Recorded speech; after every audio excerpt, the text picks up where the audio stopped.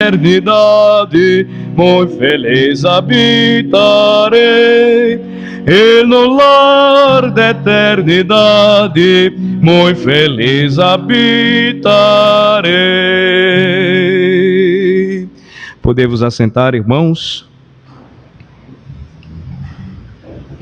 Nós vamos dar prosseguimento ao estudo do Catecismo de Heidelberg.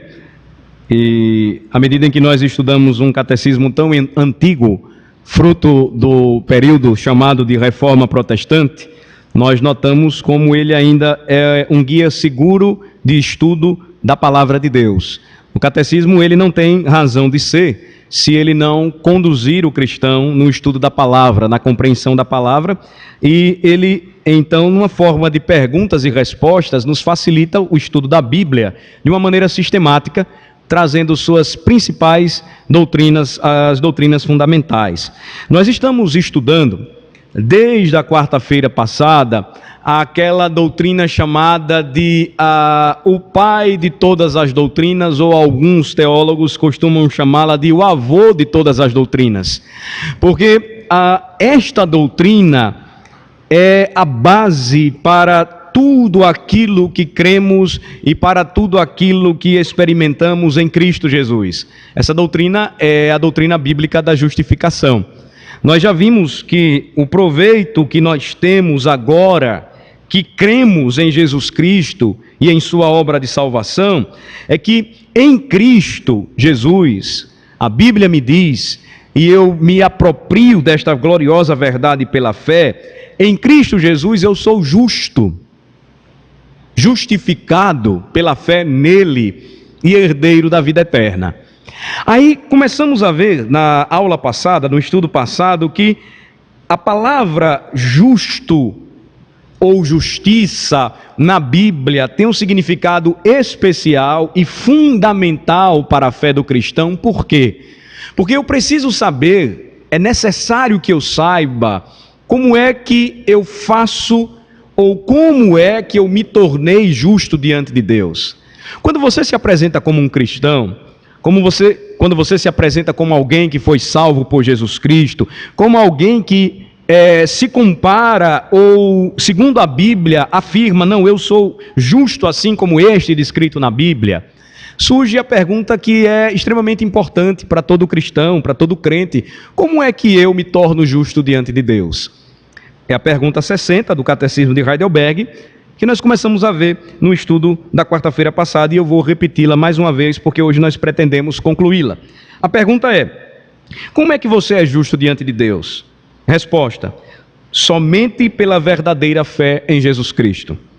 Embora minha consciência me acuse de haver pecado gravemente contra os mandamentos de Deus, sem jamais haver obedecido a todos eles, e de ainda ser inclinado a todo o mal, Deus, no entanto, sem que houvesse em mim nenhum mérito próprio, somente pela sua graça, imputa-me a perfeita satisfação, justiça e santidade de Cristo.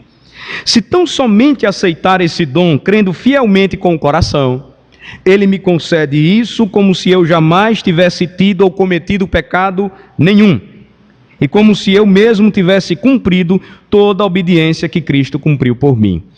Então, o que significa ser justo diante de Deus? Ou como é que você e eu nos apresentamos hoje diante de Deus como justos? Como seres humanos que são olhados ou vistos por Deus como justos.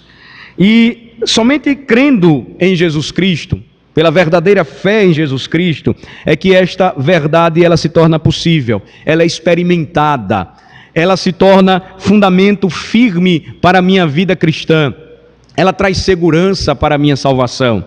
E aí, algumas considerações são importantes, ou algumas verdades sobre esse assunto são importantes, e nós afirmamos no passado, ou na aula passada, e eu vou aqui revisar com vocês. Quando nós falamos sobre a doutrina da justificação, e o ser justo diante de Deus, em primeiro lugar, nós aprendemos e encontramos esta verdade na Bíblia, de que Deus não nos absolve com base em nossas obras, Mas Deus nos declara justos diante dele, o supremo juiz de toda a terra, porque confiamos naquele que justifica o pecador, Jesus. Então, Martinho Lutero tinha uma frase que se tornou muito famosa naquele período, quando a doutrina da justificação começou a ser pregada segundo a Bíblia, naquele período chamado de Reforma Protestante. É que enquanto o crente caminha nessa terra, e a Bíblia o chama de peregrino, ele é ao mesmo tempo justo e pecador. Ele é justificado pela fé em Jesus Cristo, ele se apropria dessa fé verdadeira, confiando em Cristo, entregando-se ao Senhor Jesus Cristo, e enquanto ele caminha, enquanto ele peregrina, ele tem consciência, como diz o Catecismo de Heidelberg, que ele peca contra o Senhor, que ele quebra os mandamentos de Deus, que ele não consegue obedecer todos os mandamentos do Senhor, mas o Senhor, no entanto, sem encontrar nenhum mérito nele, o torna justo, declara, melhor falando, justo, somente pela sua graça, imputando ou creditando nele a satisfação, a justiça e a santidade de Jesus Cristo. Então, eu e você somos justos e ao mesmo tempo pecadores. Deus não nos absolve, Deus não nos perdoa com base em nossas obras, porque a Bíblia diz que as nossas obras são comparadas a trapos imundos, não servem para nada, mas porque nós confiamos na justiça daquele que justifica o pecador. Seu nome é Jesus. Segundo lugar, a justificação nos ensina que nossa posição com Deus, ela se baseia numa justiça alheia. Ou seja, nós somos justificados por causa da justiça de Cristo e não da nossa. O Catecismo de Heidelberg, ele diz que Deus, sem que houvesse em nós nenhum mérito próprio, somente pela sua graça, ele imputa a nós a perfeita satisfação, justiça e santidade de Jesus. Ou seja, ele credita a nossa conta a justiça de Cristo. Ele nos veste com as vestes alvas e resplandecentes de Jesus Cristo, tirando as nossas vestes imundas. Ele purifica o nosso coração, transformando-o em um novo coração. Então, eu sou justificado pela fé em Jesus, e a minha posição diante de Deus, ela se baseia em uma justiça alheia, uma justiça que não é minha, uma justiça que não é própria, não é minha. Terceiro lugar, a justiça de Cristo é nossa por imputação e não por comunicação. Eu não sou transformado em justo, eu sou declarado justo. A ideia em torno da doutrina da justificação é de uma absolvição que nós experimentamos em Cristo diante do juiz de toda a terra. É só nós visualizarmos a cena de um julgamento onde nós somos réus de pena capital, merecíamos a morte pelos nossos pecados, e alguém naquele tribunal entra, nos defende e ao mesmo tempo nos substitui, morrendo em nosso lugar. E a sua justiça, a sua obediência, a sua vida perfeita, a sua entrega até a morte é que nos declara justos. Deus, o Pai, ele bate o martelo e diz: vocês estão justificados não por suas próprias obras, mas porque vocês estão confiando nas obras do meu Filho. Então, a justiça de Cristo é minha, é sua, pela fé. E nós recebemos essa justiça por imputação. Deus coloca em nós, Deus aplica a nós, Deus credita a nós. Quarto e último lugar, nós somos justificados pela fé somente. Eu disse na aula passada que a igreja de Roma, ela não tem problemas com a doutrina da justificação pela fé. Na realidade, surgiu um concílio naquela época, na chamada Contra-Reforma, no século XVI, para responder à pregação dos reformadores, de Lutero, de Zwinglio, de Calvino. E a Contra-Reforma, então, afirmou: a salvação é pela fé. A igreja de Roma disse: a salvação é pela fé. Agora, maldito é aquele que afirma que a salvação é somente pela fé. Percebem a diferença? Eles não aceitam até hoje que a salvação é somente pela fé, mas também por obras. Vejam, as obras, elas atestam a nossa vida com Cristo, a nossa salvação. Mas as obras que realizamos, elas não nos garantem nada, elas não são o fundamento da nossa salvação. Paulo, escrevendo aos Romanos, ele vai deixar aos Efésios essa verdade muito clara para nós. Vamos para lá, Efésios capítulo 2, que é uma passagem conhecida. E Efésios 2, do versículo 8 em diante. Percebam que a ordem divina a respeito desta doutrina, de uma maneira bem resumida e prática, está em Efésios 2, dos versículos 8 a 10. Percebam que primeiro pela graça vem a salvação, mediante a fé, para que depois então nós entendamos aonde devemos colocar, aonde as boas obras elas estão em nossa vida. Efésios 2, versículos 8 a 10, vamos ler juntos. Porque pela graça sois salvos, mediante a fé, e isto não vem de vós, é dom de Deus, não de obras, para que ninguém se glorie. Pois somos feitura dele, criados em Cristo Jesus para boas obras, as quais Deus de antemão preparou para que andássemos nelas. Então, salvação pela graça, mediante a fé. Não vem de nós esta fé, é um dom de Deus. Porque se viesse de nós mesmos, seria obras, e aí nós iríamos nos gloriar. Vejam, a minha fé me salvou. Eu tenho fé, e aqueles que estão lá fora não têm fé, e por isso não são salvos. Não. O fato de sermos salvos, o fato de nos apresentarmos justos diante de Deus é pura graça. Nós não estaríamos aqui se não fosse a graça de Jesus. Nós não caminharíamos com Cristo se não fosse a graça dele, a sua própria graça maravilhosa, transformadora, regeneradora. A graça, diz Paulo aos Efésios, é salvadora, porque pela graça sois salvos, mediante a fé, e isto não vem de vós, é dom de Deus, não de obras, para que ninguém se glorie. Mas onde entram as boas obras aí? Versículo 10. Pois somos feitura dele, criados em Cristo, para boas obras, as quais Deus de antemão preparou para que andássemos nelas. Por isso que Tiago, ele trata deste assunto, capítulo 2 da sua carta, de uma maneira muito forte. Mostre-me a sua fé sem as obras, que com as minhas obras eu vou mostrar a minha fé. A fé é evidência da minha vida com Cristo. Mas eu nunca devo acreditar que as minhas boas obras garantem o meu estado agora atual, de ser chamado ou considerado justo diante de Deus. A justificação é pela fé, não nos esqueçamos jamais. Agora, nós vamos concluir o assunto de hoje, o tema de hoje, na realidade a pergunta de hoje, porque na quarta-feira que vem nós ainda temos uma pergunta que fecha todo este assunto, justificação, com a última parte aí da pergunta que diz assim. Primeiro ele diz que eu sou justo diante de Deus somente pela verdadeira fé em Jesus Cristo. E tudo isso acontece embora eu seja pecador.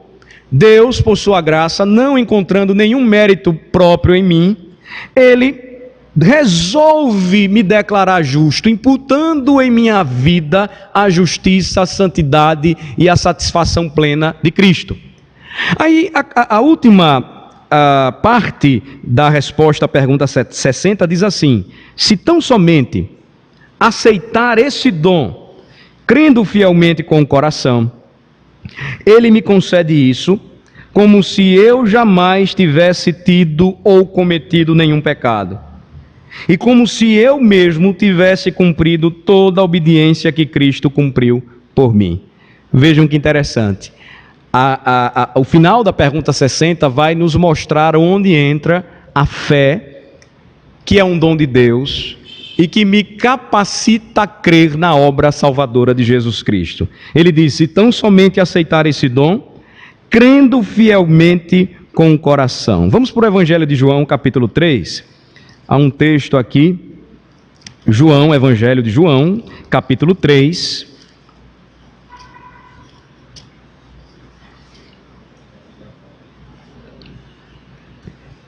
Versículo 18.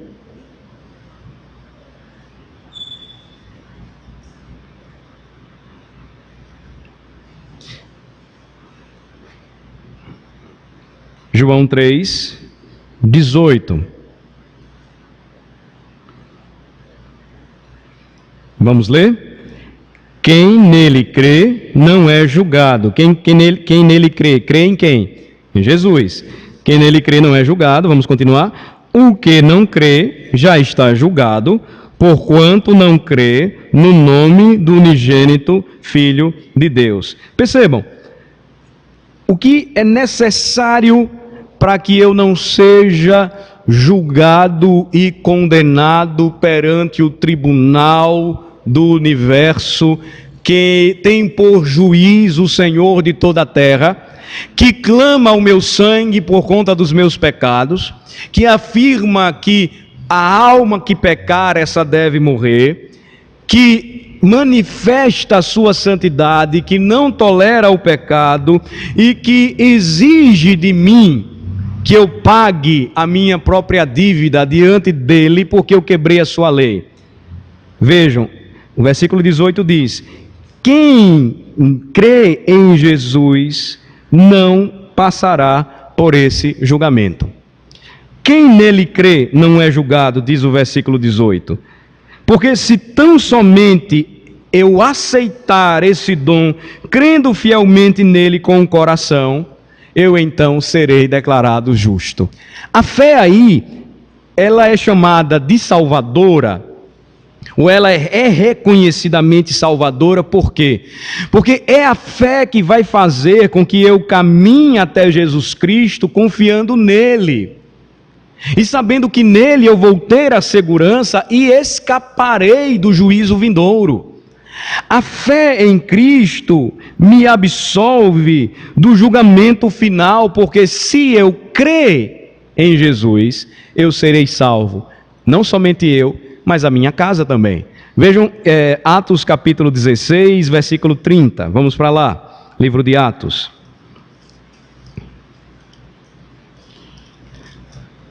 Atos 16, a passagem que descreve a conversão do carcereiro,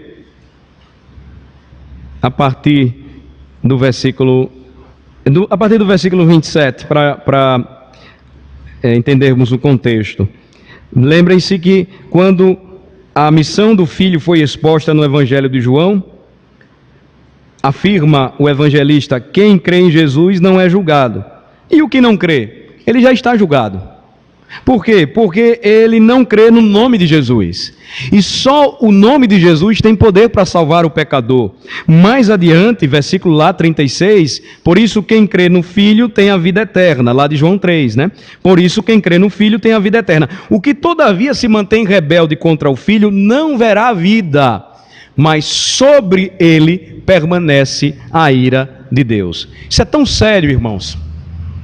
Esta verdade, ela é tão urgente e precisa ser testemunhada por todos nós, porque o que acontece na realidade é que, por melhores que sejam os nossos amigos, os nossos familiares, o nosso cônjuge, os nossos filhos, os nossos pais, se eles não creem em Jesus, o quadro é esse aí: quem crê não é julgado, quem não crê já está julgado. Aqueles que andam e que caminham ao nosso redor, ou até que dormem ao nosso lado, e que não creem em Jesus, diz a própria palavra de Jesus, sobre ele permanece a ira de Deus. Isso é sério demais. É uma realidade muito grave. Deveria nos fazer orar ainda mais pela conversão dos nossos queridos que ainda não chegaram ao conhecimento de Jesus. Deveria fazer com que tivéssemos mais compaixão e retirássemos de nós mesmos toda aquela capa capa de religiosidade e de farisaísmo tão comum ao nosso coração. De que eu sou certo e todos que não creem em Jesus estão errados. De que eu sou certo e porque eu sou certo, você é pecador e você está condenado ao inferno. Deveria fazer com que nós orássemos mais e trabalhássemos mais pela conversão destas pessoas. E aí, vejam que muitas vezes esposas não ganham seus maridos para Cristo porque não aprenderam o método evangelístico de Cristo, como ele ensina em sua palavra, por exemplo, para ganhar esposos não crentes. Uma vez, conversando com uma irmã querida, ela se queixava da dificuldade que tinha, de que seu marido não mudava, de que seu marido era ruim, de que seu marido não prestava, porque seu marido não era crente, e aquele derramar de reclamações e de sofrimentos e tal. Vem cá para Pedro. Está lá, ué. Sabe o que a senhora tem que fazer? Fica calada. Ela assustou. Cala a boca. Ela se assustou. Porque a palavra diz que a senhora vai ganhar o seu marido calada. Tem que confiar na palavra. Através do seu testemunho. Porque se você fica no pé como aquela mulher goteira de Provérbios, você vai mais afastá-lo do que ganhá-lo. E no momento em que ele precisar de seu conselho, ele não vai querer ouvir, porque você tem uma ladainha evangélica constante nos pés das orelhas dele. Ganha pelo silêncio, escolhe o momento certo, testemunha de Cristo. Orar mais, trabalhar mais, porque, irmãos, a realidade eterna do futuro de um homem, de uma mulher, de um jovem, de uma criança, de um idoso sem Cristo é terrível. Quem nele crê não é julgado, mas o que não crê já está julgado. Ele anda, e você pensa que ele está livre? Ele anda debaixo da ira de Deus. Isso é grave demais. É grave demais. Vejam Atos 16, então, a partir do versículo 27. Atos 16, a partir do versículo 27, vejam que passagem interessante. Foi vamos lembrar aqui o quadro juntos. Paulo está em Filipos, a conversão de uma mulher chamada Lídia. Depois Paulo liberta uma jovem que estava possuída por um espírito adivinhador. E aí eles trouxeram prejuízos para aqueles que ganhavam dinheiro com o sofrimento daquela pobre jovem. Foram denunciados aos representantes da cidade, às autoridades, levados ao cárcere. Eles apanharam bastante, mas isso não fez com que eles voltassem atrás. E o texto diz então que eles estavam presos eles estavam cantando louvores ao Senhor, quando os companheiros estavam ouvindo o testemunho deles, porque eles estavam pregando na cidade, foram presos por pregar o evangelho, e certamente aquela turma que estava presa disse: eu quero ver agora se eles vão continuar pregando. Não, eles continuaram louvando. Eles sabiam que eles estavam ali por propósito divino. E aí o que foi que aconteceu? Versículo 26, de repente, um grande terremoto sobreveio sobre aquele local. Os fundamentos, os alicerces da prisão foram sacudidos, todas as portas das cadeias foram abertas e todos foram libertos de seus grilhões. Tudo se soltou.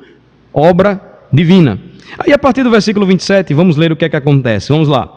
O carcereiro despertou do sono e, vendo abertas as portas do cárcere, puxando da espada, ia suicidar-se, supondo que os presos tivessem fugido. Mas Paulo bradou em alta voz: não te faças nenhum mal, que todos aqui estamos. Então o carcereiro, tendo pedido uma luz, entrou precipitadamente trêmulo, prostrou-se diante de Paulo e Silas.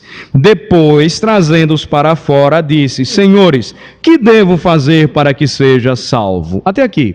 Notem, o acontecimento foi tão extraordinário que nenhum preso fugiu. Ninguém.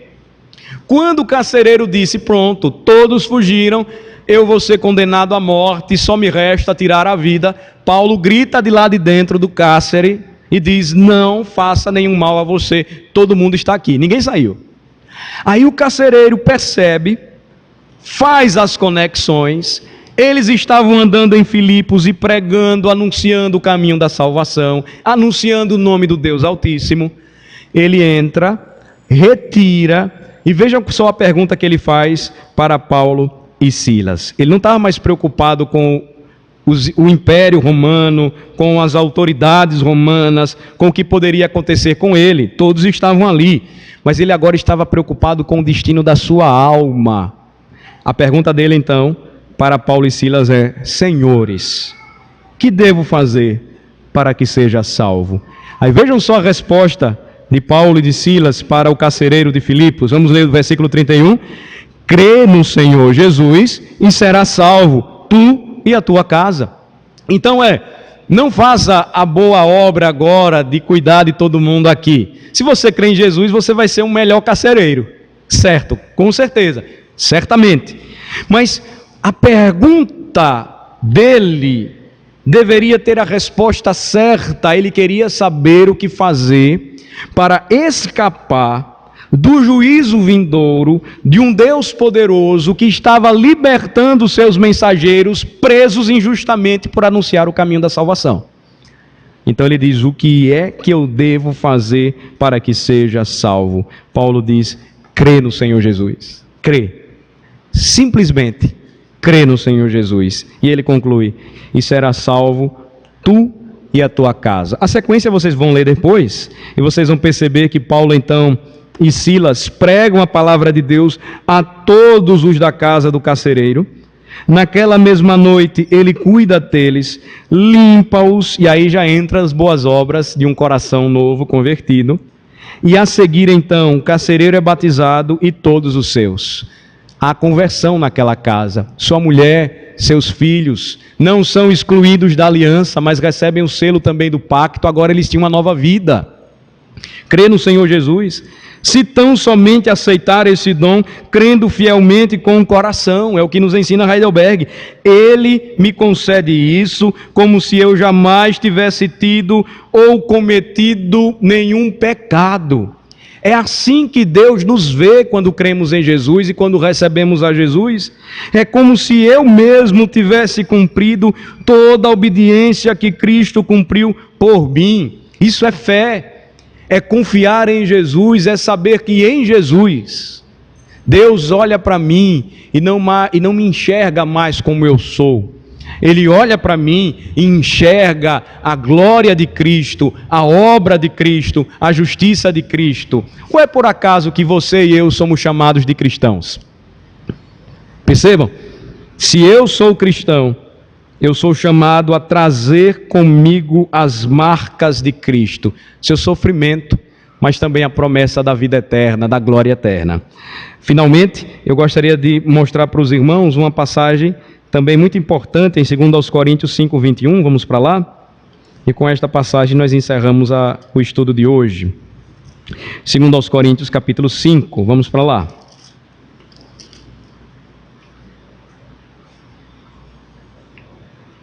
A partir do versículo 18, 2 Coríntios 5, a partir do versículo 18. Já vimos essa passagem mais de uma vez. Ela sempre está relacionada ao tema justificação, é fundamental. Versículo 17, o anterior diz: e assim, se alguém está em Cristo, é nova criatura, as coisas antigas já passaram, eis que se fizeram novas. Ora, tudo provém de Deus, versículo 18, que nos reconciliou consigo mesmo por meio de Cristo, e nos deu o ministério da reconciliação. Em Cristo Jesus, então, eu sou reconciliado com Deus. A ação, ela começa em Deus, e em resposta, com a fé que Ele me dá, eu então aceito a obra de Cristo, eu aceito a Cristo como meu Senhor e Salvador. O verbo aceitar, entendido dessa forma correta e bíblica, não faz nenhum medo em ser utilizado. Quando nós falamos que pela fé a pessoa precisa aceitar a Cristo e ser salvo. Agora, o verbo aceitar tem sido utilizado de maneira muito errada quando há uma pregação humanista e diz, olha, depende de você, aceita Jesus, e coloca-se no homem toda a capacidade para crer. Não, quando você entende o que Deus fez por você em Cristo, que sem Cristo você não é nada, só pela graça de Jesus você é salvo, você vai chegar à mesma conclusão do carcereiro. E o que é que eu devo fazer? Aceite, creia. Se você fizer isso, você vai ser salvo. Então, Cristo é o reconciliador. E o ministério que Ele nos entregou é o da reconciliação. Por isso que ainda hoje nós pregamos o Evangelho. Versículo 19, a saber, que ministério é esse?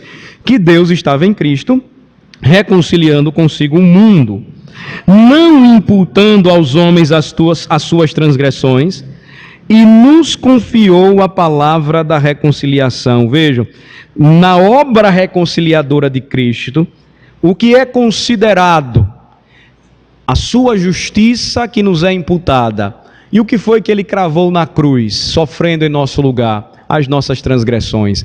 Ele não imputa a nós as nossas transgressões, Ele nos perdoa de todas elas, mas Ele nos torna justos, ou nos declara justos. Versículo 20, de sorte que somos embaixadores em nome de Cristo, como se Deus exortasse por nosso intermédio. Em nome de Cristo, pois, rogamos que vos reconcilieis com Deus. Versículo 21, vamos ler juntos. Aquele que não conheceu o pecado, Ele o fez pecado por nós, para que nele fôssemos feitos justiça de Deus.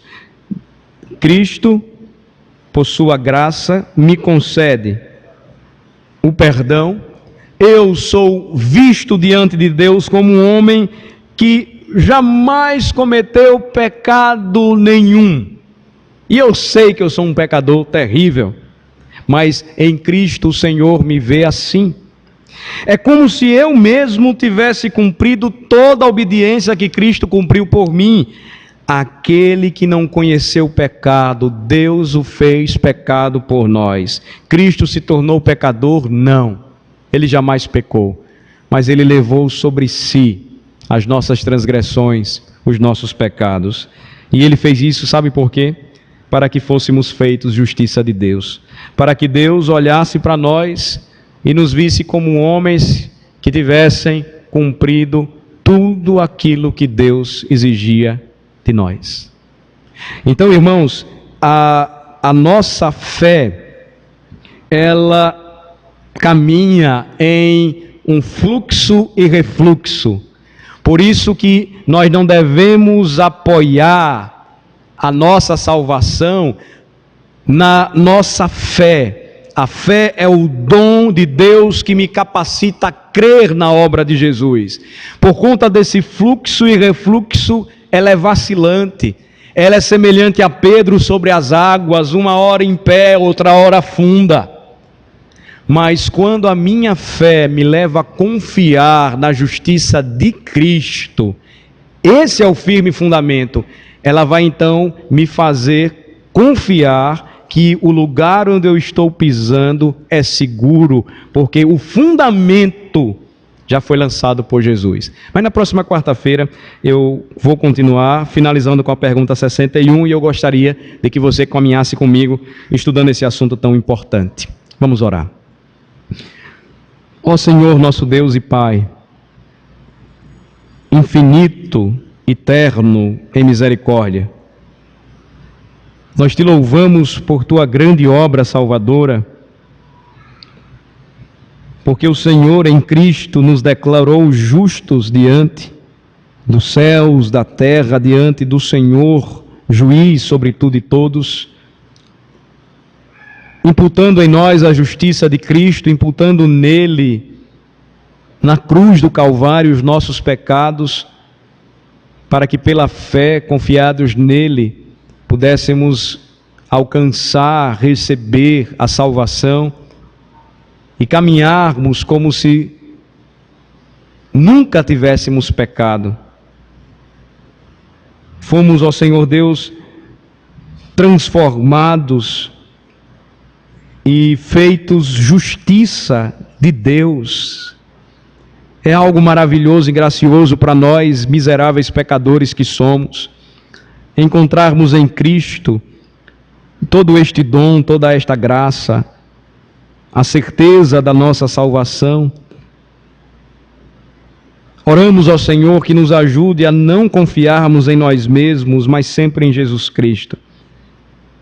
Que caminhemos seguros sempre, não naquilo que somos, mas sempre em Jesus Cristo. E que entendamos bem o que é a fé. E a razão desta fé é que ela nos leva a caminharmos seguros no fundamento lançado por Jesus Cristo, a nossa justificação. Obrigado, Senhor Deus, pelo privilégio de estudarmos juntos a palavra. E lembra-nos, ó Senhor, traga sempre à nossa memória, ó Senhor, esta gloriosa verdade, todas as vezes que estivermos em tempos de tribulação e de tempestade. Nada pode nos separar do teu amor que está em Cristo, porque justificados mediante a fé, nós temos paz com Deus em Cristo Jesus. É no nome dele que oramos. Amém. Amém.